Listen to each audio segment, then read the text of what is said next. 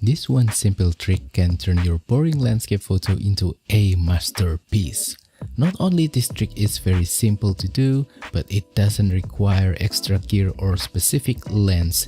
You can just use whatever landscape photography gear that you have to make this trick work. Find out more in this video.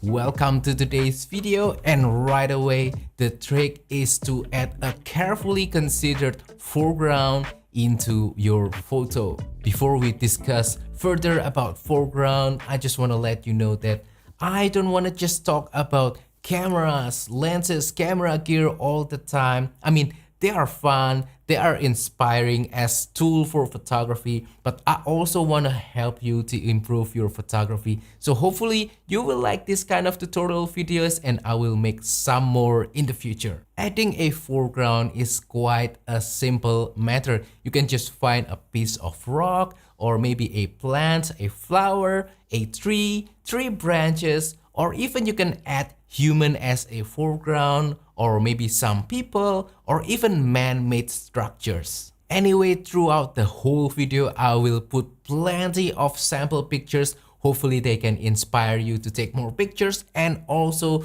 to better help you understand what I'm talking about. But let's start with the benefits of a carefully considered foreground in a mediocre photograph.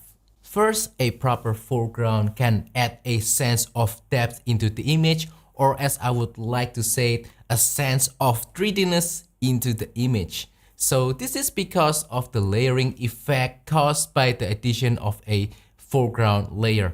Take a look at some of these photographs that I'm showing you right now. They all do have some foreground that I consider to be proper ones. They help to give you a sense of distance, turning an ordinary photograph into a much more interesting photograph and more lifelike. Next benefit of a proper foreground is that it can add a balance into your image, especially if the foreground can complement the main subject of the photo. Meaning if the photo feels heavy on one side, literally, a carefully placed foreground can help to balance the other side. Or if the subject is too strong, then you can soften the image a little bit to make it more pleasing by putting a proper complementing foreground. Next benefit of a proper foreground is that it can add a sense of scale into your photograph by giving a point of reference of how big the actual scenery is. Try adding a ship or a boat in front of a hill, or a person in front of a mountain, and you'll get a nice sense of scale, and that'll instantly improve your photograph. Next benefit of a proper foreground is that it can add a framing device, helping the viewer to focus on the actual subject of the photograph. Now this is my favorite benefit of a proper foreground, not because of the actual results that it will give you to your photograph. Don't get me wrong, it will make your photograph look prettier, but also this forces you to become more creative, to look around your surroundings for things that you can use as a framing device for your photograph, and the process overall will make you enjoy photography even more and have more fun. Next benefit of a proper foreground is that it can add context into the image, giving more information such as time, place, and even emotion and mood. For example, a nice chair beside a calm lake can give you a relaxing kind of mood. Or maybe adding more people when you're taking street photograph can give you a sense of how busy the street actually is. Now that we already know the benefit of nice foregrounds on your image, now let's talk about the actual mechanics, how to add a proper foreground into your image. First, you want to select the correct foreground. You want a foreground that will complement the image,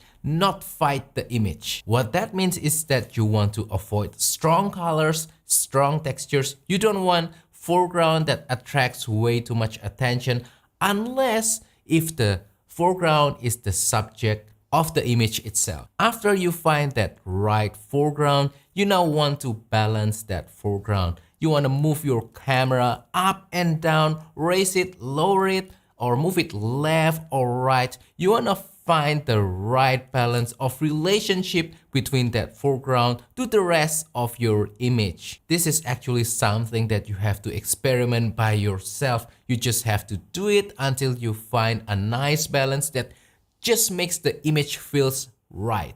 Now, this next technique is related to the benefit of adding a framing device into your photo to help your audience focus onto the actual subject of the image, and that is to find a foreground that can resemble a framing device. A good example for this is window frame. You can see the example image right now, or maybe some tree branches opening. This is where you really get creative, try to find something that you can use to frame the whole image. Another technique that you can do to add a nice foreground into your image is to find a foreground that can resemble a leading line that goes from the edge or the corner of the image into the center of the image. My favorite is boat jetty. You can also use like fences or bridges. Now that we know all the benefits of a nice foreground and how to get a nice foreground for your image, I just want to quickly mention that not everything requires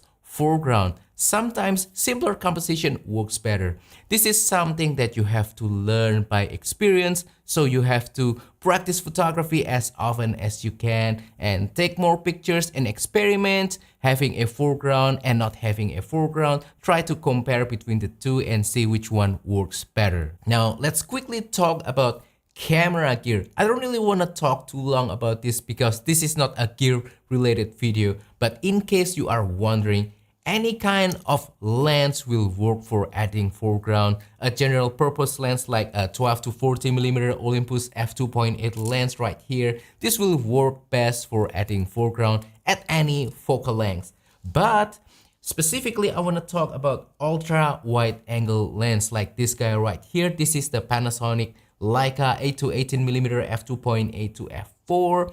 Ultra wide angle lenses really need all the help it can in terms of foreground. Without foreground, compositions with ultra wide angle lens will turn out to be very mediocre and it just looks too cluttered. Everything is in the frame because of the nature of the wide angle focal length. So yeah, keep in mind that you really need a nice foreground for your ultra wide angle lens. Anyway, if you want to learn more about how to take better pictures, especially in terms of travel photography, landscape photography, street photography, I made a course called Simplifying Travel Photography. You can check out the link right here and also on the description below. It is based on my experience as an enthusiast travel photographer. I touch on topics such as compositions, how to create leading lines, how to convey emotion, gear selection, and also what we just talked about, how to get a nice foreground in that ebook. So I suggest you all to check that one out. And that wraps up today's video. So that is all for today's tips and tricks about foreground. Hopefully this has been useful, interesting, inspiring for you and help you to take better pictures. So if you enjoy this tutorial kind of series, please let me know on the comment down below and I will try to make more videos like this in the future. Also, if you have any questions, comment down below as well and I will try my best to answer them. Also, don't forget to support my channel by liking this video, sharing this video and subscribing to my channel down below. If you want to support my channel even further, please consider using the affiliate links on the description below or use the super thanks button to make a small donation to my channel. Thank you and I will see you on the next video. Goodbye.